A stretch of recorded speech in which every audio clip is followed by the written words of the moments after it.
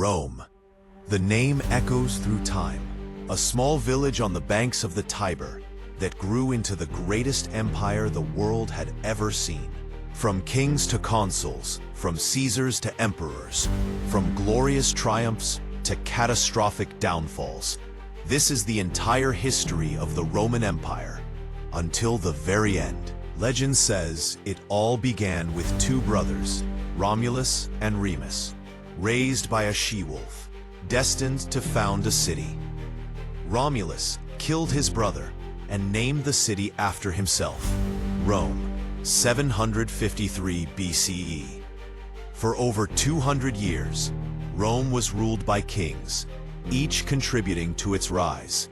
But foreign influence, especially from the Etruscans, would shape Rome's earliest culture and identity. 509 BCE, the Romans overthrew their king.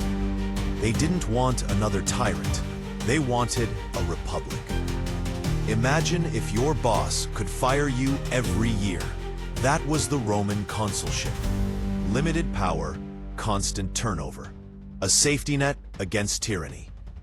But there were problems. The patricians ruled everything. The plebeians wanted their say. Rome expanded, but soon came its greatest rival, Carthage. Hannibal crossed the Alps with elephants and nearly destroyed Rome. Rome didn't just win, it erased Carthage from the map. But success brought chaos. Powerful generals took power for themselves. Civil war loomed. Julius Caesar, a military genius, beloved by the people, feared by the Senate. The Rubicon was more than a river. Crossing it meant war. Caesar knew, and he marched. He conquered Gaul. He reformed Rome. And then he was stabbed 23 times on the Ides of March. Et tu, Brute. But Caesar's death only unleashed more chaos. His adopted son, Octavian, would fight Mark Antony and Cleopatra and win. Rome had fallen into the hands of one man, and from the ashes, the empire was born. Augustus brought peace. For 200 years, Rome prospered. They built roads that connected continents, aqueducts that carried water like veins through the city. But not all emperors were noble. Caligula made his horse a senator.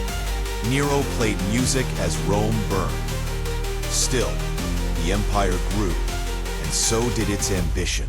The 5 good emperors ruled with wisdom. Rome reached its greatest extent under Trajan. Hadrian pulled back the borders, building a wall in Britain. Then came Marcus Aurelius, the philosopher king. As he meditated, the empire began to tremble. And then corruption, civil war, plagues and enemies on every frontier. Then Constantine arrived. He saw a cross in the sky and won a battle under its sign. Rome would never be the same. Christianity had arrived. A new capital was built, Constantinople. M. 410 CE. Rome was sacked for the first time in 800 years. Barbarian kings carved up the Western Empire. In 476 CE, the last Roman emperor was deposed, a child with a forgotten name. Rome had fallen, but Rome never truly died. It lives in our roads, our laws, our architecture, our language. It lives in every republic, every courthouse, every university. Rome is eternal.